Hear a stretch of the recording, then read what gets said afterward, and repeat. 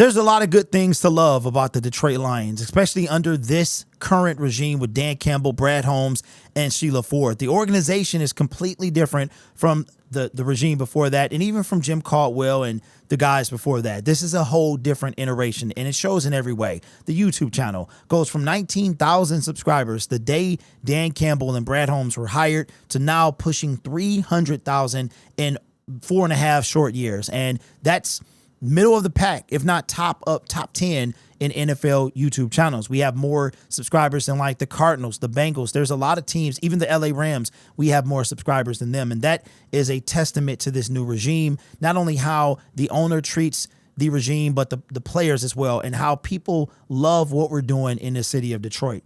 But there's one thing that I can say is kind of a gift and a curse when it comes to the Detroit Lions. And sometimes we try to see too much good in a player. It's too much good in a player because we want them to meet our internal, or I should say their internal, what makes a Detroit Lion. Dan Campbell said, no amount of talent will get you on this team, which means that they are not looking for talent. They're looking for character. They're looking for heart. They're looking for grit. We know this, right? We do know this.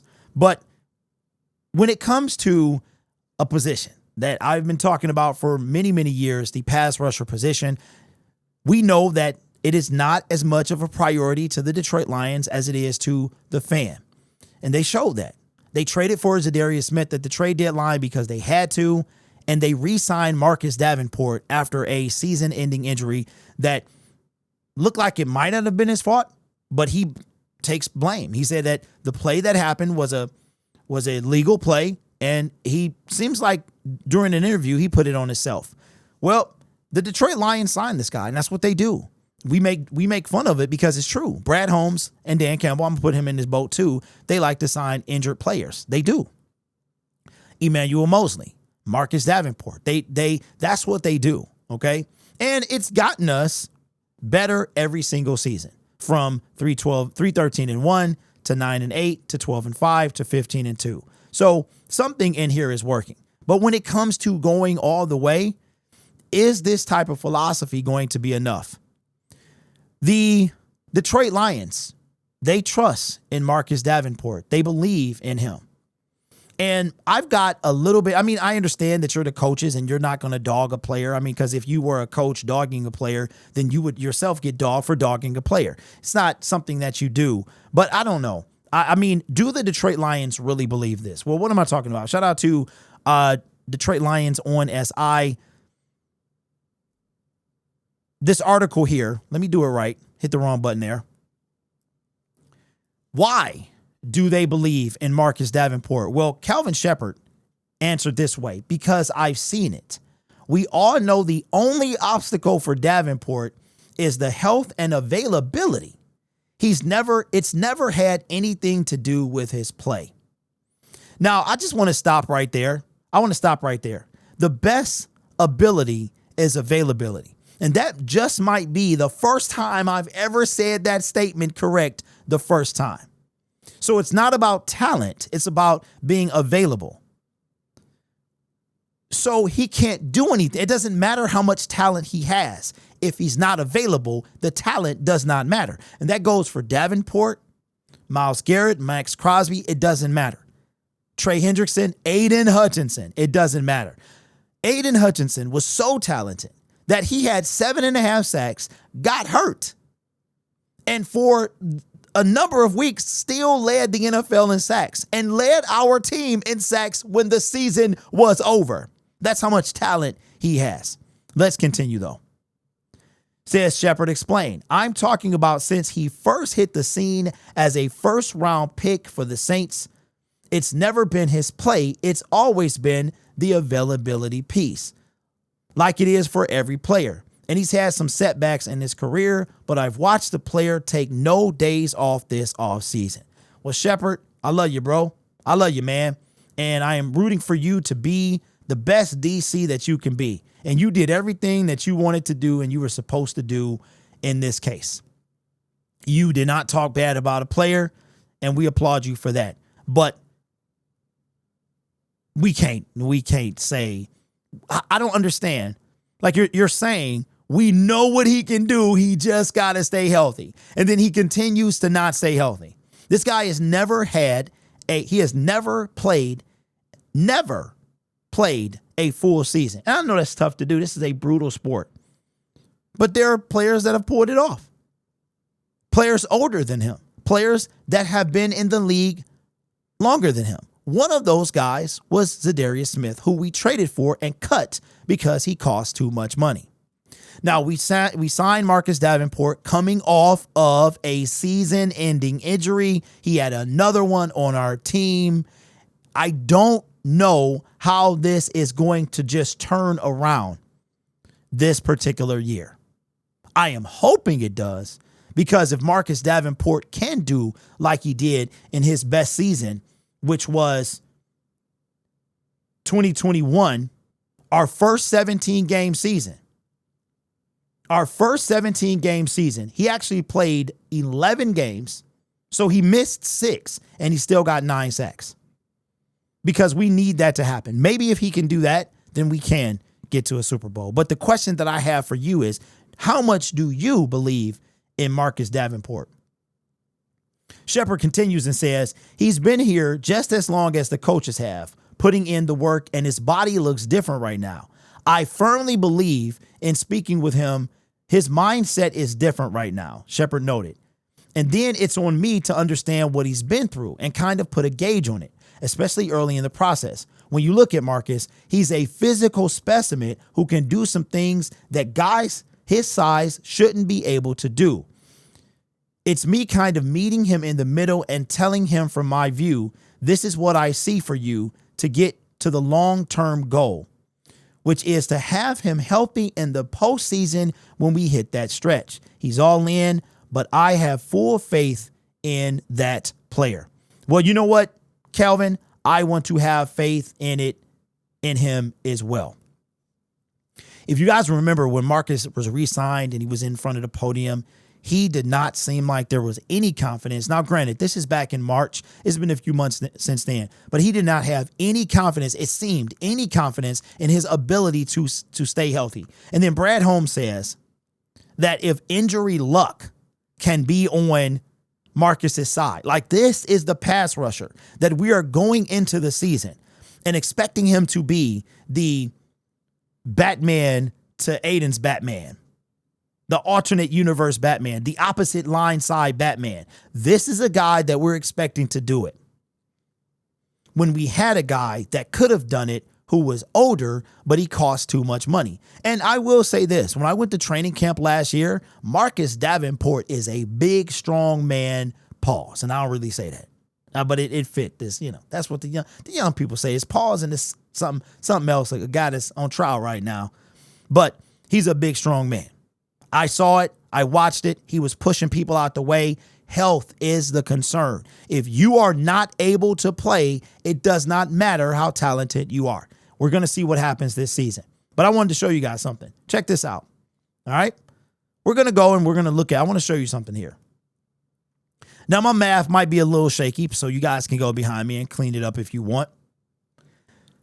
We're going to compare Marcus Davenport to Zadarius Smith from the same time frame. So Marcus Davenport was drafted in 2018. Might I add that he was actually drafted before one Lamar Jackson. You guys know how I feel about Lamar Jackson, but Marcus Davenport was taken 14th overall. He was drafted, 18 spots? 18 spots before Lamar Jackson. So put that into perspective. Lamar's had 2 MVPs, right? Still can't get to that Super Bowl, kind of like the Detroit Lions. Got him. Wow. Derek, what's going on, man? You're taking shots at your own team. What's happening? I couldn't resist. Now, let's look at this. Let's go from 2018. 2018. Okay, now I didn't do from 2018. Marcus Davenport has had a total games that he could play of 116. We're going to add 2018, 2019, and 2020 were the last 16 game seasons. He's had 4 17 game seasons for a total of 116 games. Marcus Davenport has played 69 or 60% of the total games of 116 since 2018. And Marcus Davenport is 26 years old, has been in the league since 2018. Now, let me show you this here. This man, not so young man anymore, Zadarius Smith, who is turning 33 right when the season begins. Okay, let's scroll down here and let's look at his stats. Now, to put that in perspective, Zadarius Smith has had a total of 100 out of 164 games. I think the total of games that he could have played in his career, he's missed 24 games. But in the same time frame of Marcus Davenport since 2018, 116 games. Now, I'm rounding up in most cases with these numbers, with the percentages. Zadarius Smith, 116 games. He has played in 98 of them. 98 games since 2018. He had 3 consecutive, the very end of the 16-game seasons, he played all 3 of them all the way through. In 2021, he actually had a lingering back issue. He played the first game of the season, and then he was shelved for the rest of the year. Came out, played 16 of 17 games in 2022, 16 of 17 games in 2023, and 17 of 17 games plus playoff games in a playoff game, I should say, in 2024. This man is 5 years older than Marcus Davenport, and the same amount has been in the league 3 years longer, and in the same amount of time since 2018 has played 85% of the games compared to Marcus Davenport. I was going to say Marcus Davenport's 60% for a difference of 25%. And we cut this man in favor of a man that is a physical specimen if he can stay healthy. Do you understand my frustration now? Do you understand my frustration? There is nothing more than I want than to believe in Marcus Davenport. Like I said, I saw him at training camp. He's a big dude. We saw him against the Rams. Even though he only got half a sack, it would be great. I mean, he had the one dominant year, and I'm going to say it's pretty decent. You averaged a little under a sack a game in that 2021 season when you played 11 games and got 9 sacks. You averaged a little under a sack a game. That's not bad. That's not bad for Marcus Davenport. Even in 2023, his last year with the Minnesota Vikings, he wound up playing 4 games. He had 2 sacks in 4 games. So he averaged a half a sack a game or a sack every other game. But since his career year, let's look at before and after. Rookie season, 4.5. Sophomore season, 6. Third season, 1.5, 11 games. The next year, this to me is a fluke, ladies and gentlemen. This is a fluke. Not only did he not play an entire year, he got almost a sack a game. What the constant in this is not the sacks. It is the missed games. So that's my thoughts. Of course, Kelvin is not going to say anything different. He's not going to say publicly or probably even privately anything different. Maybe he does believe. But should he? Should we? Should we believe? Should we trust in Marcus Davenport? Now, if you trust the process and trust.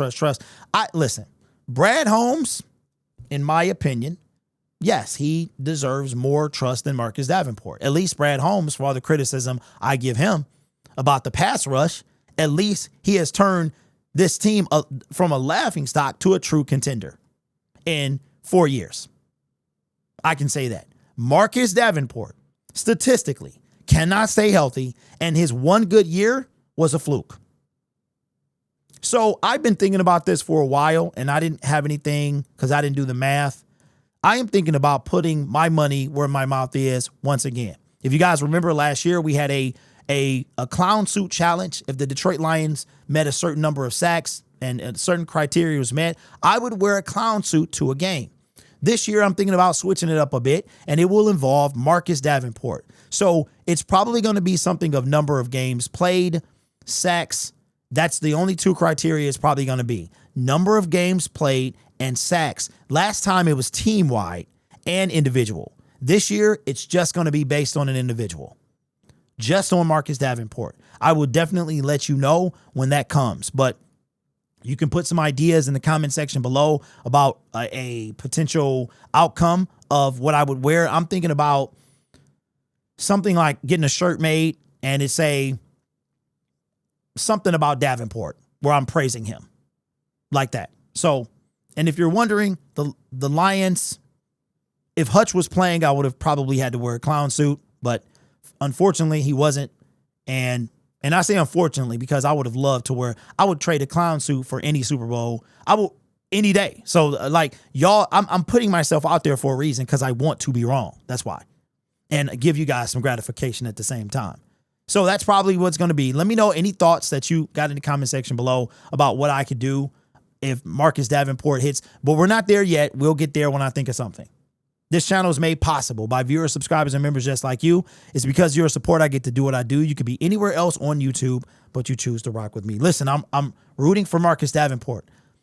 He's not giving me anything to root for. He has to be available. He can't be, and I don't expect that to change this year, but I hope that I'm wrong. You guys are awesome. Take care of yourself and each other, and as always, go Lions.